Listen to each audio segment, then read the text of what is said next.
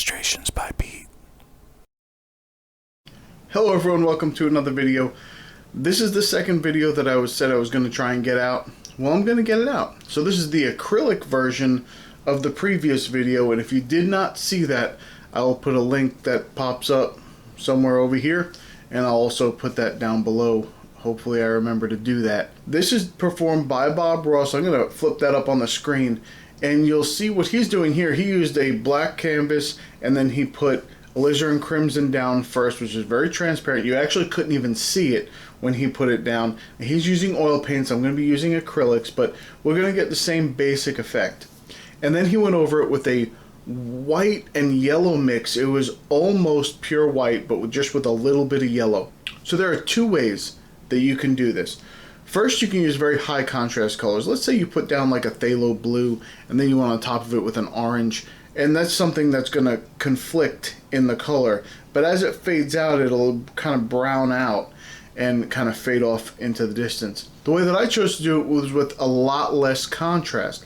Now, what I did for me was I didn't make the darks quite as dark, and then the lights, I did use some pure white in it, so you will see some white.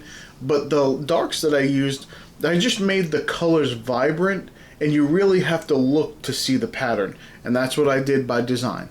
Okay, let's get into it. This is just a cradled panel. It's a 10 by 10. And the first thing I did was cover it with black gesso. So I used the Liquitex Professional Black Gesso, and this is completely dry.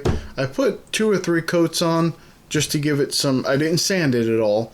It's not completely smooth. It has that texture and tooth to it, which you can hear as I run my hand across it. Okay, so there are a few different ways that you can do this. You can use what I'm going to use today, which are the golden open acrylics. You can use these, or you can use regular acrylic paint. This is an acrylic gouache. This is just regular acrylic paint, a soft body acrylic paint, and mix it with this stuff here. And what this will do is help it not to dry so quickly, so you can work into it a little bit. A lot of my acrylic paint I like to be a matte finish. Sometimes in this instance it would not be. It would be more of a gloss finish, but you can mix a Liquitex matte medium into this as well. Here's an ultra matte medium, and it doesn't have to be Liquitex. You can use any of the brands. They work just about the same. So there's an ultra matte medium that I could mix into this. It would quicken the drying time of this because this is just a standard medium, so it just has a standard dry time. Okay, so the first thing you want to do is from your acrylic paint is pick the most transparent color that you possibly can. Okay, now I'm going to use the quinacridone magenta as my transparent color that will lay under everything else.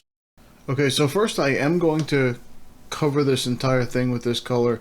Then I'm going to show you if you were just to mix the blue and the magenta together and show you what that's like. And if you were to do that, what you'll notice is that the blue and the magenta will blend together just like you saw in the picture that Bob Ross was doing. However, instead what I'm going to do is layer both the magenta and the blue together, kind of swirl them together, mix them together, and have that be my bottom layer. And then I'll go on top with a blend of some other variations of these colors. Now you'll also see here in a minute, I'm going to have to play with the light a little bit. Once I'm done covering this in magenta, I switch over to the blue. I do cut out some of the light to try and cut off some of that glare because it's wet paint, so it's going to give off a glare. But then I go back to putting the light back into it because it just doesn't look right. So the point of doing this on a black board or black canvas or black paper or however you're going to paint this is because look how dark that magenta, because it's transparent, the darkness from that really comes through, and it allows you to get some darks wherever you want them and only lighten up the areas. And you're kind of working in reverse. Instead of darkening areas with color, you're lightening areas with color. And it's a fun way to paint and experiment. Alright, so just as a little side tangent, I hate Instagram. That's a little bit of an exaggeration. I don't actually hate Instagram. I still post there and I try to support other artists that are on there, but the problem is that, let's say from around 2015 to 2018, I posted fairly regularly and I was getting some decent view numbers for a little while, and my idea of decent view numbers are definitely not going to be your idea of decent view numbers, but it was okay. I was happy with it. I was all right. Then I stopped posting for a little while and didn't really lose many followers, maybe 20 or so, but not that I have a ton to begin with. But now I've been posting again for about a year fairly regularly, and I cannot even get half the likes I used to get. And I'll probably keep posting there, but it's more about promoting these videos than it is about anything else anymore. And I just never understood it. You lose that kind of interest very, very quickly. And then all of a sudden, these people that I guess used to check their Instagram all the time just disappear. And that's going to be the same with anything, I guess. But it's just very strange. Instagram is very, it's just very temperamental, I guess. And I know that not a lot of, they always say, okay, this thing is starting to die out and then a new thing's going to come along or whatever. But it's just very temperamental. I think so anyway. Now, Facebook, Facebook is where I go when I feel like putting my head through a wall. Once in a while, someone will tag me and I'll look at something and I'll start scrolling just for a minute or so, kind of like I have amnesia or something. And it doesn't take, it's a minute. It's probably less than a minute. I just scroll down maybe a half a page and I regret it instantly. It's usually something about, it should be called Politic Book, because that's really what it is. That's all people really post on there anymore.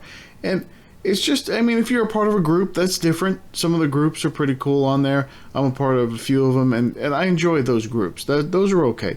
But just a standard feed, the people that you're really friends with on Facebook, I don't really know if you're really friends with on Facebook, or if they're just people you just try and keep up with, or I don't know.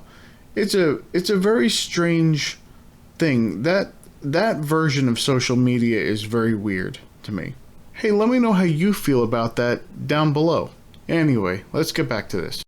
Okay, well, this video is winding down. I hope you enjoyed it. The way that I started out, just to do a small recap, was I used the black gesso.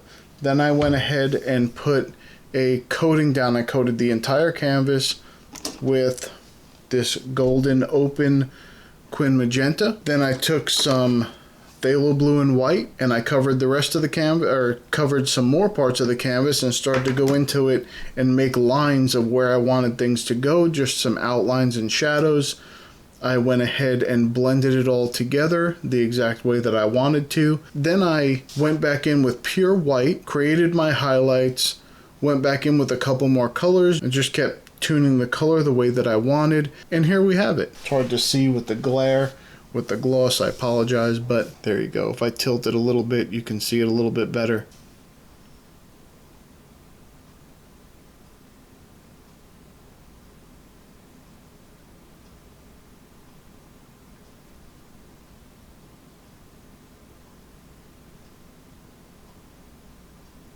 Well, that's a terrible signature on a painting, but we're going to leave it right there. Well, thank you so much for watching the video. There's a few more videos popping up on your screen that you can watch if you enjoyed this one, and I will see you on the next video.